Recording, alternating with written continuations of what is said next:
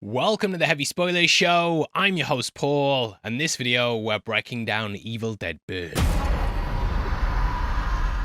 The latest movie in the franchise is now here, and it's packed with a pretty big post-credit scene. There's also a mid-credit scene one as well, and in this video I want to break down what happens in them as well as where things could be going. The production team actually kept quite tight-lipped about the second one and didn't drop it until the film was actually released. This means that it wasn't shown at early screenings, and you might have seen some reviews where they just talk about the mid one and don't mention the last one at all. However, that is a very big scene with some larger complications, which we will discuss throughout the video. But this all ties to Evil Dead Rise, which is something that's seen right from the off. We begin with an attack by Jessica, who you might recognize from the previous film. Jessica was part of that big lake scene at the start, and a similar thing happens here that will instantly have you hooked. Hooked! Anyway, this is all set off by Joseph Price, who's been living at his family's lake house. Price's pops Benjamin was connected to a group known as the Circle of the Wise Men, and he'd amassed countless research on the Deadites. Benjamin said that he had a weapon known as the Kandarian dagger, which could kill them once and for all. However, upon it being unearthed, the Deadites will be drawn to it, and this is what causes Jessica to rise from the lake. At Joseph's birthday party, his brother Will ends up arguing with his wife Alice, and he then drunkenly drives away. Throughout the film, we learn he was abusive to her, and the rest of the family aren't that nice either. Well, Joseph and his wife Thea are, I suppose, but everyone else is a complete dick. But Jessica ends up waiting for Will on the road, and after he crashes the car, she recites the Necronomicon passage, which puts a possession in Will. He then seemingly dies in a blazing fire, and his funeral is what brings together the family. Dad Edgar wants to see his body before the cremation, and after hearing knocking inside the coffin, he then unleashes Will on the world. Edgar's infected as well, and it kicks off a Deadite invasion that goes down at the family's summer home. It's your typical Evil Dead affair, with the family members being picked off one by one. There's some big kills as well, and the survivors desperately trying to find the dagger before the Deadites do. She ends up discovering the dagger and burning down the house, which is when Will comes forth from the fire. Going to a construction site, she stabs him with the dagger after a standoff, and in his dying moments, a vision of Will appears to her. Will then says that he loves her, but Alice rejects this and then crushes his head. Now, beyond this being a bit of a Deadite trick here, throughout the film, we learned he was abusive to her and that his family constantly turned a blind eye. Or a deaf ear, you could say. But this is Alice finally shutting down the idea of Will's love and moving beyond the pain he caused her. Alice is then saved by paramedics, and in the end, she refers to Will as her ex-husband, showing she's clearly moving on. Now that takes us to the mid-credits scene, which sees Grandma Polly, old Grandma Polly, crawling along the road. In the film, she had a false leg and also cut herself free to escape from the stair lift, and we then see her Deadite version crawling along the road where she feigns injury to pull a passing driver in. She then scratches her leg, and this passes on the Deadite possession and means that the pair will likely be in the sequel. I will talk about that more in just a bit, but the big one is what comes next. There we return to the crematorium from earlier where Will's funeral was held at. It's a lot less noisier than it was with the construction team, and we see the manager and her daughter. The manager talks about the urns and leaves her to read them, which is when she says their names. This leads her to name Christopher Leroy, which I don't think is connected to the universe, but if you know, please drop it below.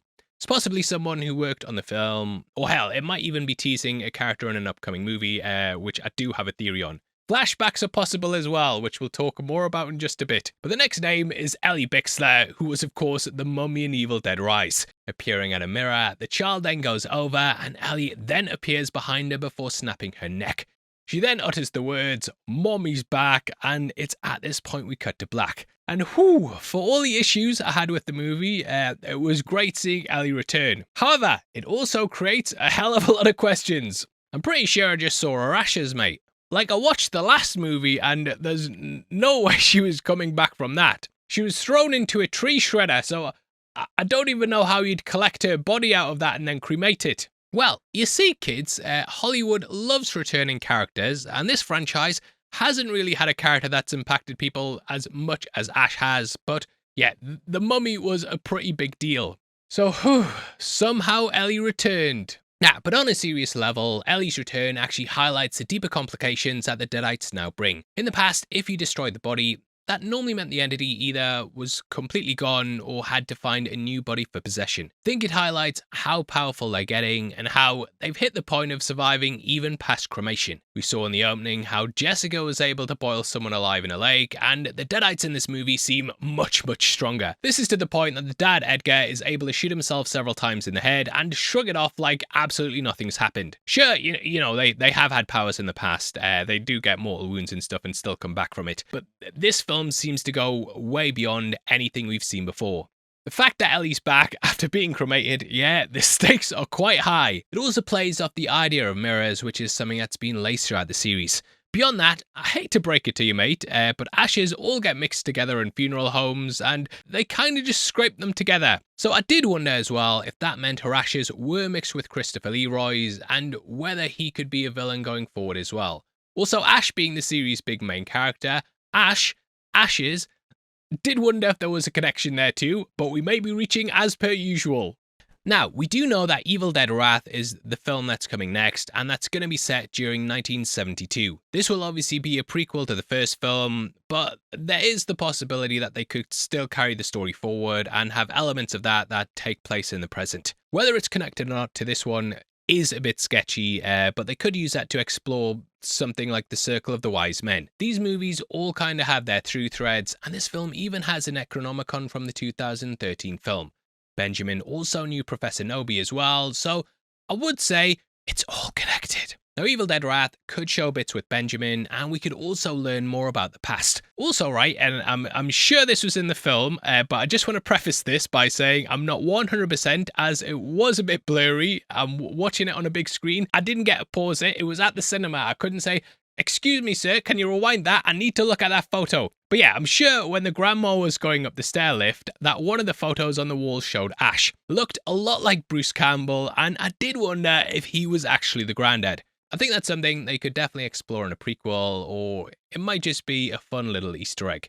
But it's clear that the Deadites are getting stronger, and that they're passing the boundaries that have held them in place before.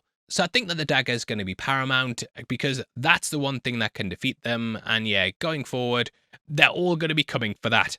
And probably Alice along with it. And of course, love to hear your thoughts though, what your theories are, and also, did you know that we do lots of horror themed shirts at the merch store below? There we've got a range of t-shirts like stuff from Backrooms, Obsession, and much more. And for the summer, you're going to be getting some big discounts as well. The more you buy, the more of a discount you get, and huge thank you to everyone who's checked those out.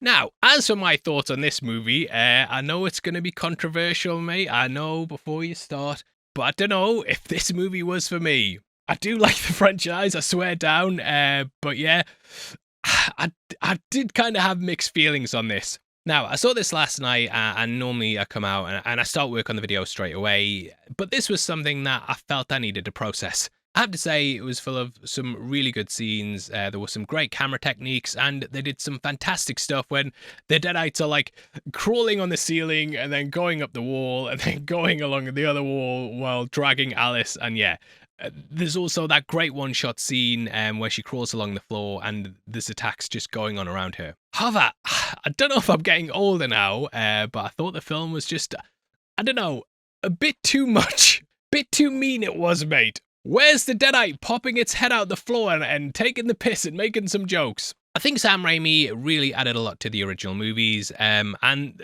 they were unmistakably his personality. Bruce Campbell is, of course, also very charismatic, and this movie just didn't really have any of that. Now, does that mean it's bad? No. And I think there are going to be people who will go and see this and really enjoy just how relentless that it is. But I don't know if it's exactly to my taste. Now, I know I sound pretentious as fuck saying that, but I think when you're stabbing dogs at the dinner table and then the dad is shooting himself and then shooting himself again, it did get to the point that I thought it was being edgy for being edgy's sake. Even the post-credit scene was just the mummy snapping a kid's neck. It was like, I don't know, it's like they sat down and instantly just wanted to do the most extreme thing they could. Now, I'm not opposed to over-the-top gore and violence in film, but I think that if it's used in moderation, it works a lot better. If you keep doing it over and over throughout a film, I do think that it kind of loses its effectiveness. And that's kind of what I felt. For example, there's a big gory scene in Obsession that I won't spoil in case you haven't seen, but it's actually really effective because it just comes out of nowhere. There's really brutal bits throughout the movie, but they do it sparingly, so when one happens, it really shocks you because you've had long periods where nothing like that really happens. But in this, it's just always happening, so it does hit a point where it's like, all right, yeah, we're just going through the motions here. I even hit a point of being like, I might just walk out, which is something that I never do. Look at heavy spoilers, you old square. Can't hang with the cool kids anymore. Luckily though, I do think that stuff picks up around the midpoint and things get creative when it comes to the kills. The rooftop and chimney scene were really, really good, as was the final showdown. It was just getting there that I thought was a bit rough, so I don't know, I'd find this difficult to recommend. However, I am completely aware that there will be people who love this, so if you're on the complete opposite opinion of me, I can respect it. I think the runtime, though, some of the story moments, the acting at points, just the lack of real substance beyond the kill, it did make it drag at points for me. I think watching this, I kind of realised what I really want in the Evil Dead films is that kind of camp tone that's laced throughout the originals. There are some comedic points of the movie. The grandma gets some great lines. It's just, I don't know, it's not hitting the same point that the over-the-top gore is, so it doesn't quite feel like it's at that level either. Kind of missed the camp tone from the originals, and I think that's something that the recent films have sort of failed to capture. But yeah, if you agree or disagree, I respect your opinion and I hope you respect mine. Ultimately though, I think if you like those ones with a bit of tongue-in-cheek, then I think you're probably going to feel like something is missing here. On the flip side though, if you just love the gore and gross stuff, then you might think this is great. I think it's going to come down to what you want from the series, but personally for me, it kind of missed the mark. But yeah, obviously, I can totally see things from your side if you enjoyed it. So yeah, let me know in the comments if you did and why you did as well. Please drop a like too, and if you want to follow us on Instagram, then make sure that you check us out at Heavy Spoilers. Also, did you know that members of the channel get early access to videos like this every single week, and if you click the join button for just 99 cents a month, you get at least one big breakdown a week before anyone else. It's just 25 cents a week for one big video. That's a crazy bargain. It's less than $12 a year. Huge thank you if you do that though. It really, really means a lot, and yeah, much appreciated for all your support.